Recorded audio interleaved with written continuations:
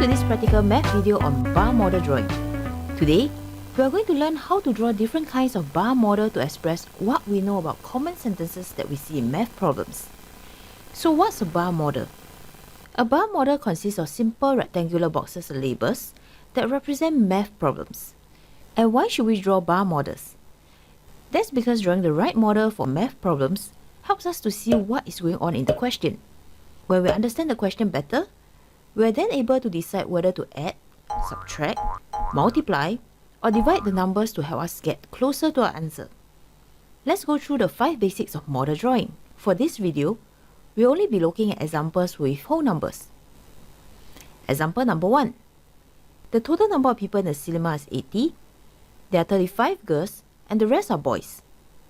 So after reading this sentence, what do we understand from this? And how do we draw the model to represent what we know? Well, the first step to draw the model will be to start with a long rectangular box to represent the total number of people. Let's label this 80. And this represents the whole, which is everything we have. The next step will be to fill in the rest of the details that's given in each sentence. Since we know that the 35 girls are part of the total number of people, we'll split this bar model into 2 parts. One part that represents the girls, and the other part that represents the boys. Where should we cut the bar model then? Since we can calculate that half of 80 is 40, the point that we label as 35 should be slightly shorter than half the bar. Do you agree? So here's the part that represents the 35 girls. We'll then put a question mark in the other box for the boys, since we don't know how many boys there are. See how this bar model tells a story? If we want to know how good our model drawing skills are, we just need to do one thing.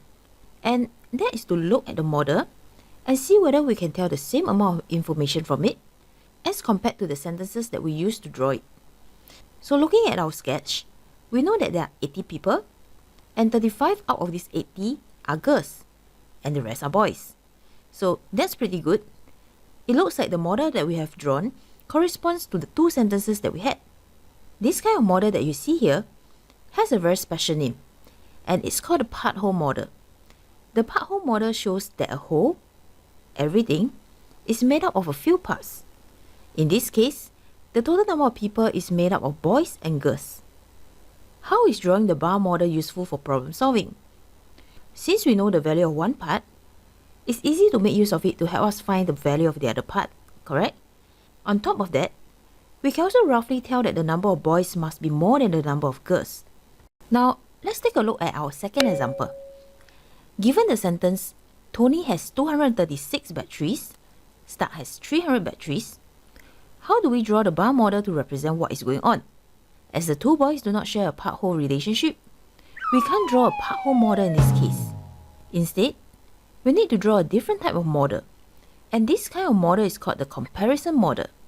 And we use it mainly to compare items. So the first step to drawing this type of model would be to identify the people who are involved. Okay, so who are the people that we are comparing here? Good job if you said Tony and Stark.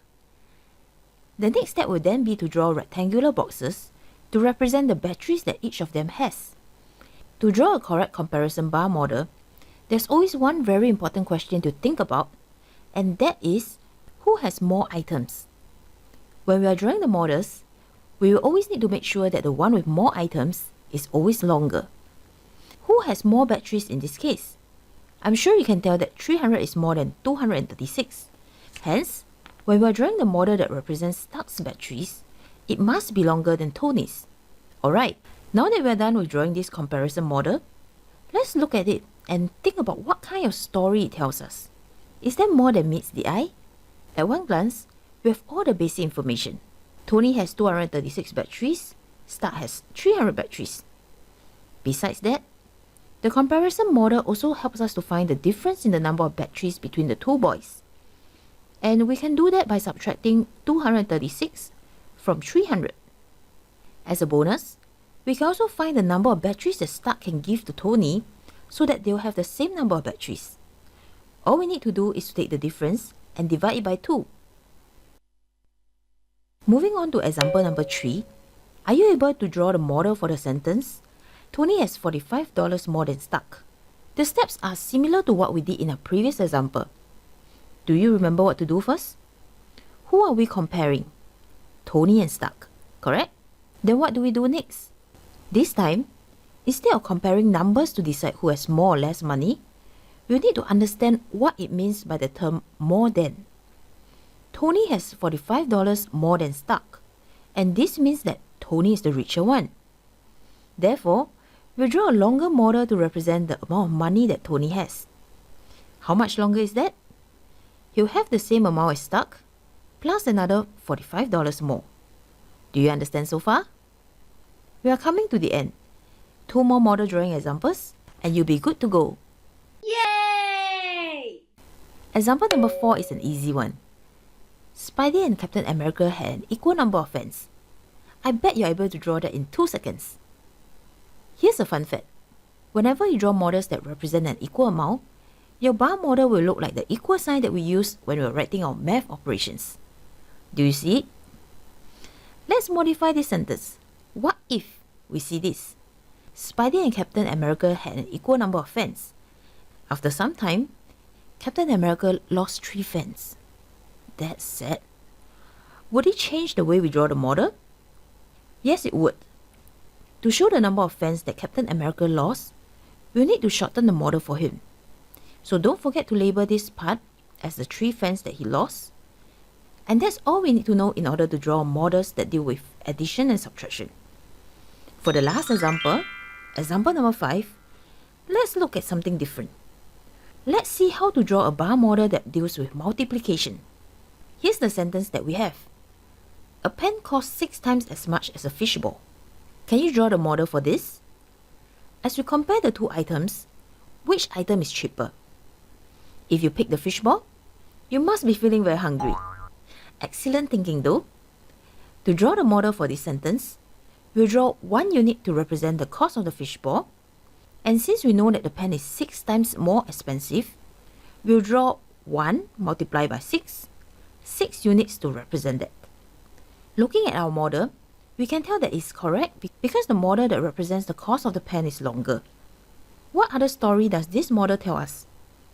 Looks like we can also find the difference in the cost of 1 pen and 1 fishbowl if we know how much 1 pen or 1 fishbowl is. Congrats! You have now gained model drawing skill +1. Thank you for watching this practical video. We hope you enjoyed it. Do comment if you have any other questions or send us an email. We love hearing from you. To keep your new skills shiny and get better at math quick, don't forget to keep practicing in Practical and keep track of your progress. See you later, alligator!